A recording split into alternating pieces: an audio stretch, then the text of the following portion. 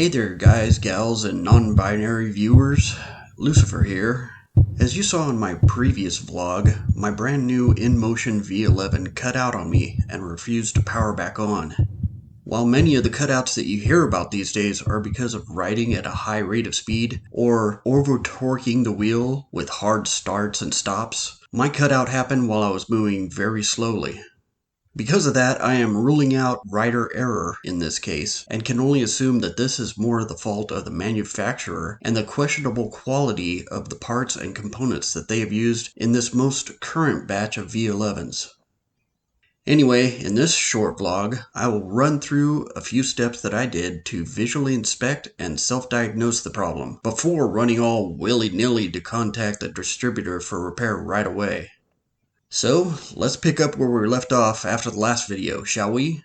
Cue the intro!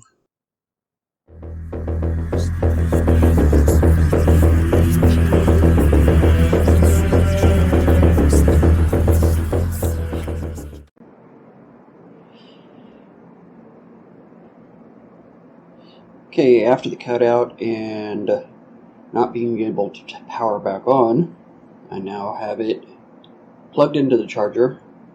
It was about probably 93% when I first plugged it in, and it's been charging for a few minutes now.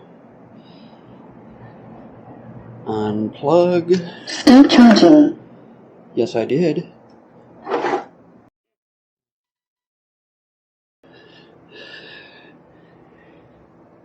Now, is it going to power on?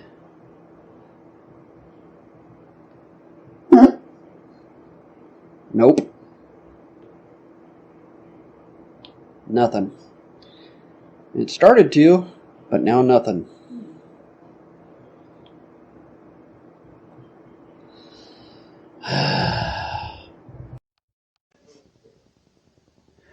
Alright, I plugged it back into the charger and charged it to 100% from around 93%.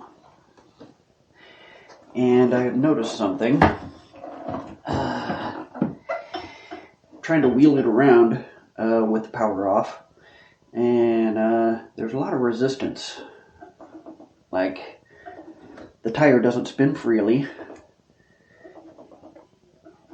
and it kind of feels like it's kind of like in gear, sort of.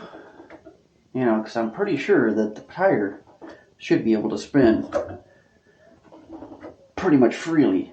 Now, shouldn't it?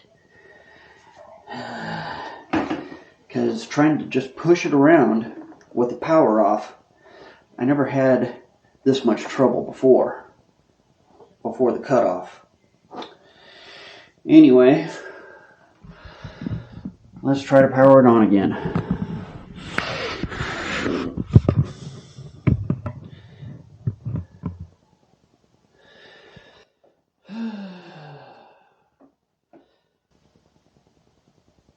Three, two, one, go. Nope. And nope.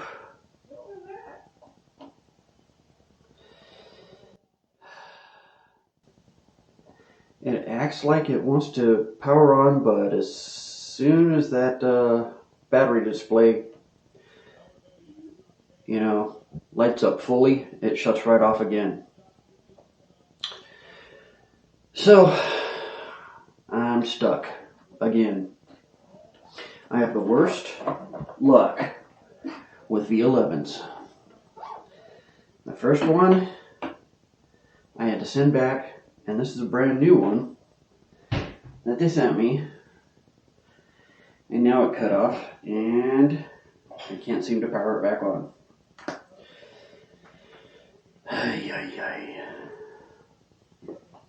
So then I plugged the wheel back into the charger so I could connect to the Inmotion app.